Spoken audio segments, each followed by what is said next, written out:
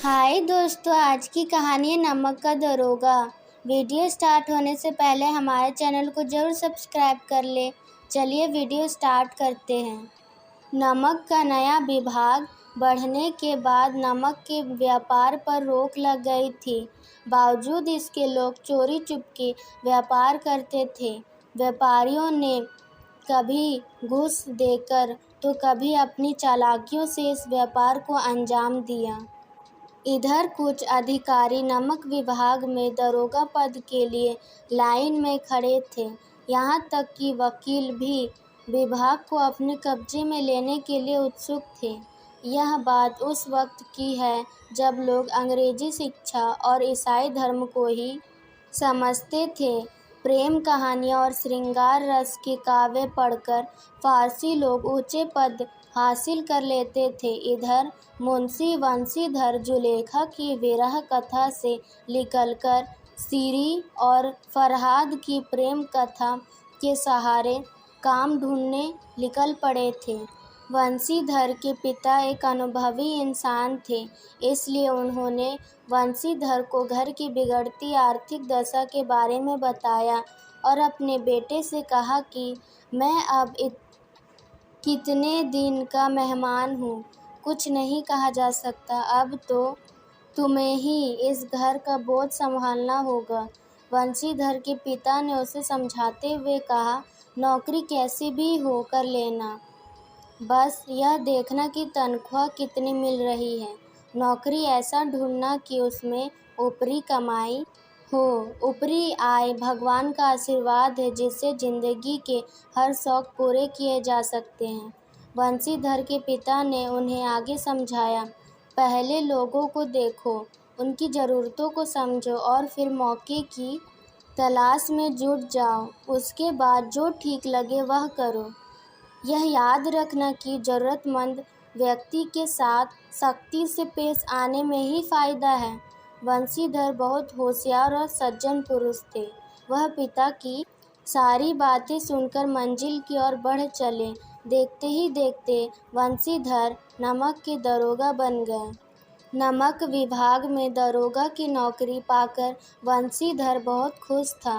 वंशीधर के पड़ोसी को उससे जलन होने लगी।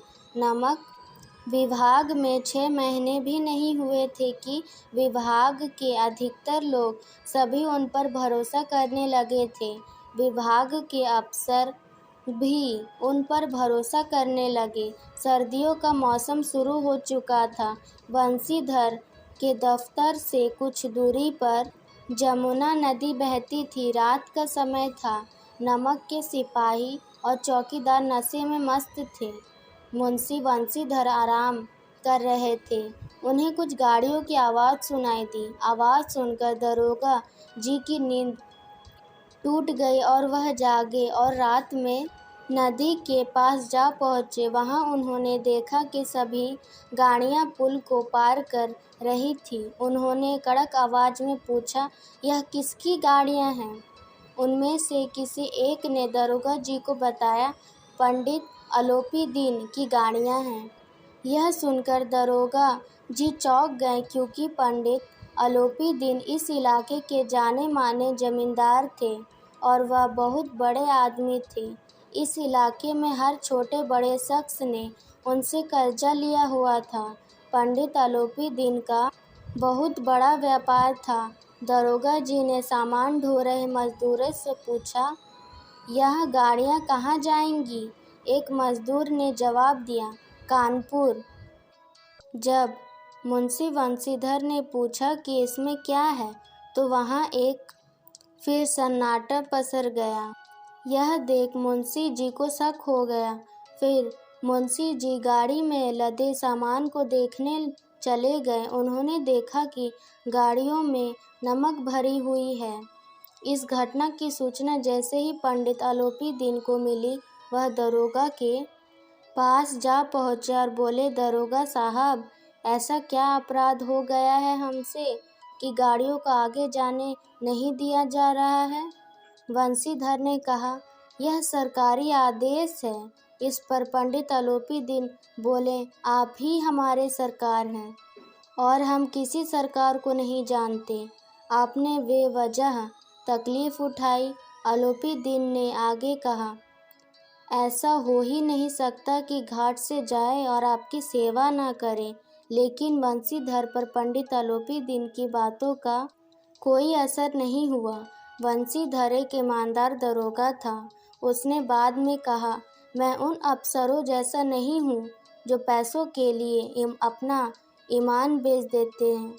आपको मेरे साथ चलना होगा, मैं आपको हिरासत में लेता हूँ। इतना कहकर दरोगा जी ने जमादार बदलू सिंह से आलोपी दिन को हिरासत में लेने को कहा। आलोपी दिन हैरान रह गए।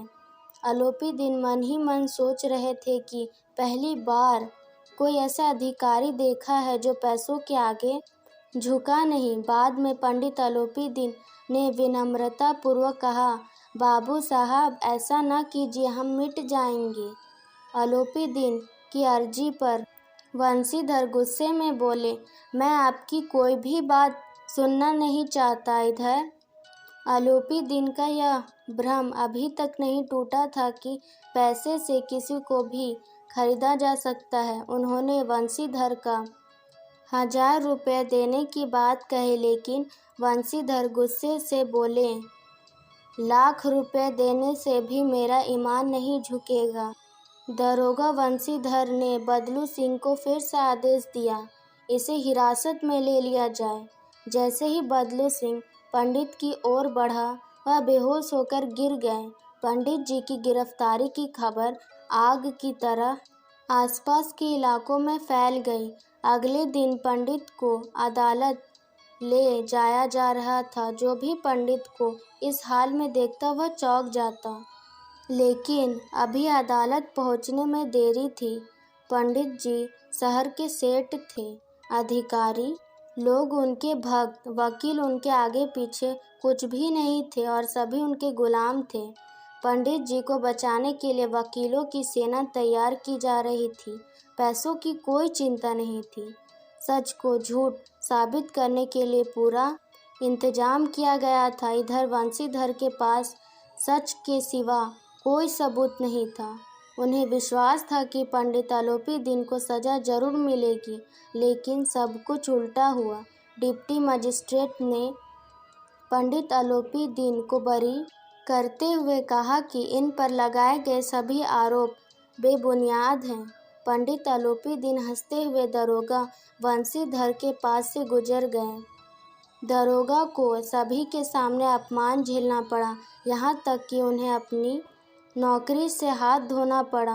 बंशीधर अपने घर पहुंचे तो पिता ने उन्हें खूब सुनाया। उन्होंने कहा, मेरे लाख कहने पर भी तुमने मेरी बात न मानी। मेरा मन कर रहा है कि अपना और तुम्हारा सिर फोड़ दूं। इसी तरह एक हफ्ता बीत गया। शाम का समय था। मुंशी के घर एक सजा धजा रथ खड़ा हुआ। वह आलोपी दिन का रथ था। उन्हें देखते हुए मुंशी के पिता दौड़े दौड़े उनका स्वागत करने आ गए। उन्होंने पंडित जी से माफ़ी मांगते हुए कहा कि इस तरह लड़का किसी को भी ना दे। इससे अच्छा होता कि मैं निसंतान रहता। इस बात पर पंडित जी ने कहा, ऐसा मत कहो, धर्म पर चलने वाले लोग बहुत कम होते हैं। बंशीधर की ओर बढ़ते हुए पंडित जी ने कहा, उस रात आपने मुझे हिरासत में लिया था, लेकिन आज मैं खुद अपनी इच्छा से आपकी हिरासत में आया हूँ। मैंने हजारों अमीर देखे हैं, लेकिन आपसे हार गया। वहाँ जमुना के पुल पर आपने मेरी एक बात न सुनी, पर अब आपको मेरी बात माननी पड़ेगी। बंशीधर ने कहा, मैं भला आपके क्या काम आ सकता हूँ। आलोपी दिन ने स्टाम्प लगा पत्र निकाला और उसे बंशीधर को देखकर बोला, इस पद को स्वीकार कर ले और इस पर हस्ताक्षर कर ले। जब बंशीधर ने उस पत्र को पढ़ा तो उनकी आंखों में आंसू भर आए, क्योंकि पंडित जी ने बंशीधर को अपनी सारी जायदाद का स्थायी मैनेजर बना दिया था। बाद में पंडित जी ने कहा, ईश्वर की कृपा से मुझे एक मोती मिला है जिसके आगे अनुभवी इंसान भी फीके पड़ जाए। बाद में बंशीधर ने हस्ताक्षर कर दिए। दोस्तों, हमें भी कभी भी ईमानदारी का साथ नहीं छोड़ना चाहिए। इसी तरह अमेजिंग स्टोरीज़ के लिए हमारे चैनल को लाइक, सब्सक्राइब और शेयर ज़रूर करें। और आपको यह कहानी कैसी लगी ज़रूर कमेंट